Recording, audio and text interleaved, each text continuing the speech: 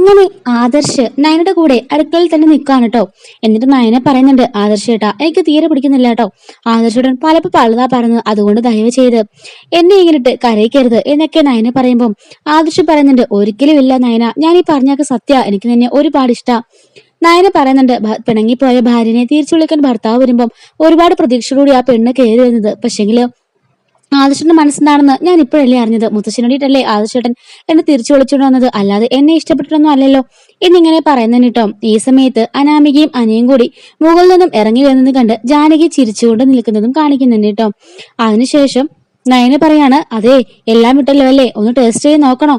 ആദർശ് പറയുമ്പോഴേക്ക് നയന പറയുന്നു, വേണ്ട വേണ്ട, ഞാനെല്ലാം കട്ടള തന്നെ ചേർത്തിട്ടുണ്ട്, ഇവിടെ ടേസ്റ്റ് ചെയ്യാൻ വേണ്ടി കുറച്ച് വെച്ചിട്ടുണ്ട്, ഞാനൊന്ന് കൊണ്ട് കൊടുക്കട്ടെ എന്നും പറഞ്ഞിട്ട് നയന അതും കൊണ്ട് പോവാണ്. അപ്പോഴേക്കും ആദർശിന് നയനെ നോക്കി ചിരിച്ചിട്ട് ആ ആ ഒരു കേസരിയിൽ നിന്നും കുറച്ചെടുത്ത് വായിൽ വെച്ച് നോക്കുമ്പം, ഈശ്വര പണി പാളിയല്ലോ, പഞ്ചസാരയാണെന്നും പറഞ്ഞ് ഞാനെടുത്ത് വെച്ചത് ഉപ്പായിരുന്നല്ലോ എന്ന് ആദർശ് മനസ്സിലാക്കുന്നു. ഈശ്വര ഇതിപ്പോ അവളെ കൊണ്ട് കൊടുത്താൽ ആകെപ്പാടെ സീൻ പുലിവാലാകും, എന്താണ് ചെയ്യുക എന്നിങ്ങനെ ആദർശ് മനസ്സിൽ ആലോചിക്കുന്നുണ്ട്. എങ്ങനെയെങ്കിലും പോയിട്ട് തടഞ്ഞേ പറ്റുള്ളൂ എന്ന് പറഞ്ഞിട്ട് ആദർശ് പെട്ടെന്ന് അവിടുന്ന് ഓടി ഹാളിലേക്ക് പോവാണ്. ഈ സമയത്ത് നയനയാണെങ്കിലോ അതും കൊണ്ട് സെർവ് ചെയ്യാൻ വേണ്ടി അങ്ങോട്ടേക്ക് പോകുന്നുണ്ട് കേട്ടോ. സമയത്ത് തന്നെ അനാമിക വന്നിട്ട് മുത്തശ്ശിയുടെ അടുത്ത് അനുഗ്രഹമൊക്കെ മേടിച്ചിട്ട് പറയാണ്, ഞാൻ പോവാണ്, എല്ലാവരും എന്റെ വീട്ടിലേക്കും വരണമെന്ന് പറയുമ്പോൾ ദേവയാനി പറയുന്നുണ്ട്, തീർച്ചയായിട്ടും ഞങ്ങൾ വരും, നിന്റെ അച്ഛനെ ഞങ്ങൾക്ക് പരിചയപ്പെടണം എന്ന് ദേവയാനി പറയുന്നുണ്ട്.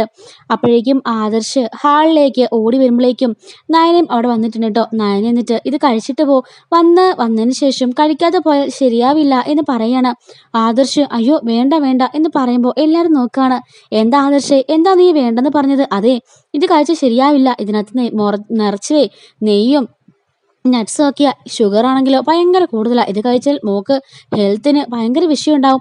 അപ്പോഴേക്കും അനാമിക പറയാണ്, ഷുഗർ എന്ന് വെച്ചാൽ എനിക്ക് ഭയങ്കര ഇഷ്ടമാണ്, അതുകൊണ്ടൊന്നും കുഴപ്പമില്ല. അപ്പോഴേക്കും ആദർശ് പറയണ, ഇല്ല വല്ലാത്തൊരു ഡിപ്രഷൻ മോഡിലേക്ക് പോകും, കാരണം ഇത് കഴിച്ചിട്ട് കിടന്ന രാവിലെ എഴുന്നേക്കുമ്പോഴേക്കും മുഖം മൊത്തം പിമ്പിളായിരിക്കും, പിന്നെ അതൊരു വലിയ ഇതിന് കാരണമാകും എന്നൊക്കെ പറയുമ്പോഴേക്കും എന്നാ ശരി വേണ്ട എന്ന് പറഞ്ഞിട്ട് അനാമിക എല്ലാവരും യാത്ര പറഞ്ഞിട്ട് ഇറങ്ങാണ്. ആദർശ് അനിയും അവളെയും കൂട്ടി പുറത്തേക്ക് വരുന്നുണ്ട്.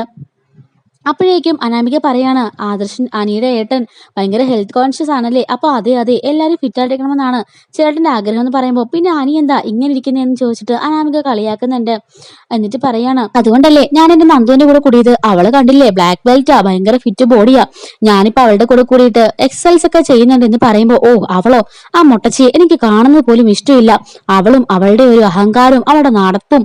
അപ്പോഴേക്കും അനി പറയണ, ഇല്ലില്ല അവളൊരു പാവോ, അവളെ അങ്ങനെയൊന്നും പറയില്ലെന്ന് പറയുമ്പോൾ, ആ വിട്, ഞാൻ ഈ സന്തോഷമായിട്ട് പോകുന്ന സമയത്ത് എന്റെ മനസ്സിനെ നോവിച്ച് പറഞ്ഞയക്കല്ലേ, ഞാൻ പോവാ അനി, പിന്നെ അനി എപ്പോ വേണമെങ്കിലും അനിക്ക് എന്റെ വീട്ടിലേക്ക് വരണട്ടോ എന്ന് പറയുമ്പോഴേക്കും ഞാൻ തീർച്ചയായിട്ടും വരാമെന്ന് പറയണം.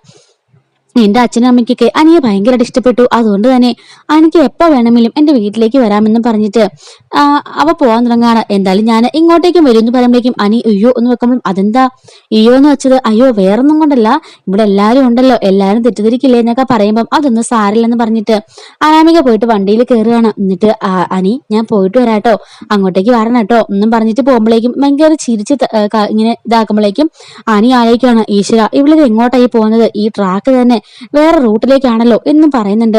അതേ സമയത്ത് തന്നെ ഒരു കാര്യം പറയാൻ വിട്ടുപോയിട്ടോ, അനാമിക നന്ദുനെ മുട്ടച്ചിന്ന് വിളിച്ച സമയത്ത് അനി മനസ്സിൽ പറയാണ്, എന്റെ നന്ദുനെ അങ്ങനൊന്നും വിളിക്കണ്ട, നിനക്ക് വേണ്ടി എന്റെ നന്ദുനെ ഉപേക്ഷിക്കാനോ ഒരിക്കലും അത് ഉണ്ടാവില്ല എന്ന് പറയുന്നുണ്ടായിരുന്നു കേട്ടോ. അങ്ങനെ അനാമിക പോകുന്നുണ്ട്. അനി ആലോചിക്കാണ്, ഈശ്വര അകത്തോട്ട് പോണോ പുറത്തോട്ട് പോണോ എന്നിങ്ങനെ ആലോചിച്ചുകൊണ്ട് നിൽക്കാൻ കേട്ടോ. അങ്ങനെ അകത്ത് അനി വന്നതിന് ശേഷം ആദർശാണെങ്കിൽ ഈ ഷുഗർ ഇത് കഴിക്കണ്ട എന്ന് എല്ലാവരോടും പറയുമ്പോൾ അനി പറയാണ്, അനാമിക കഴിച്ച എന്താ ചേട്ടാ കുഴപ്പം? അപ്പോഴേക്കും ആദർശ് പറയുന്നുണ്ട്, നീ പുറത്തുനിന്ന് കുറെ സ്വീറ്റ്സ് ഒക്കെ മേടിച്ച് കൊടുക്കുന്നതല്ലേ, പിന്നെ ഇവിടുന്ന് കൊടുക്കണം നിർബന്ധമുണ്ടോ?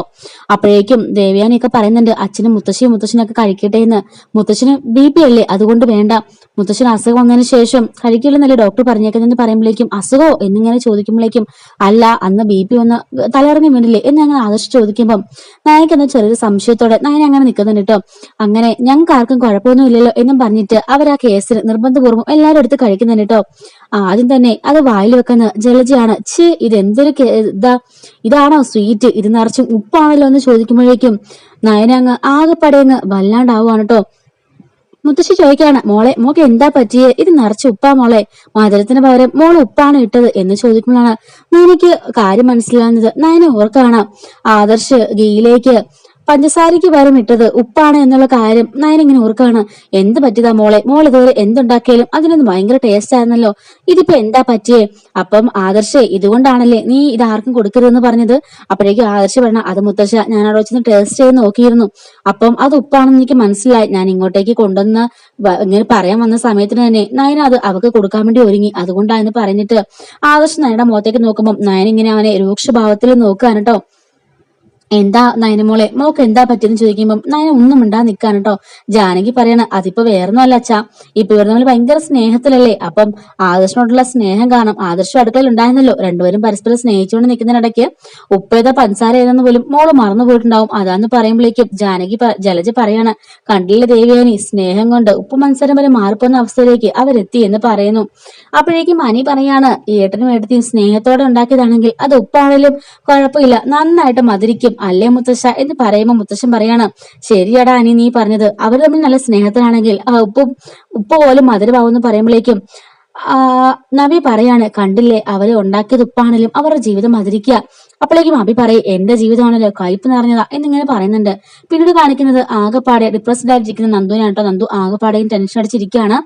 അപ്പോഴേക്കും നന്ദുവിന്റെ ഒരു ഫ്രണ്ട് വിളിച്ചിട്ട് പറയുന്നുണ്ട്, നന്ദു, ഞങ്ങളെല്ലാവരുടെ ഒരു സിനിമയ്ക്ക് പോവാ, നിനക്കൂടെ ഒരു ടിക്കറ്റ് ബുക്ക് ചെയ്യട്ടെ എന്ന് അയാൾ ചോദിക്കുമ്പോൾ നന്ദു പറയാണ്, വേണ്ട, എനിക്കൊരു മൂഡില്ലെന്ന് പറയുമ്പോൾ ഞങ്ങൾക്കെല്ലാം മനസ്സിലാവുന്നുണ്ട് നിന്റെ ഇപ്പത്തെ മാറ്റം. നിനക്കിപ്പം ആ മൂർത്തി സ്റ്റോറിലെ പയ്യനുണ്ടെങ്കിലല്ലേ എന്തിനും പറ്റുള്ളൂ, അതല്ലേ ഇപ്പൊ നിന്റെ കാരണം, മനസ്സിലാവുന്നുണ്ടെന്ന് പറയുമ്പോൾ രാജേഷ്, ഞാനിപ്പോ നിന്റെ അടുത്തുണ്ടെങ്കിലുണ്ടല്ലോ നിന്റെ മോൻ തിടിച്ചാൻ പൊളിച്ചേനെ, മര്യാദയ്ക്ക് വെച്ചിട്ട് പോടാ, എന്റെ അവസ്ഥ നിനക്ക് പറയാൻ മനസ്സിലാവില്ലെന്ന് പറഞ്ഞിട്ട് ഫോൺ കട്ടാക്കാൻ കേട്ടോ.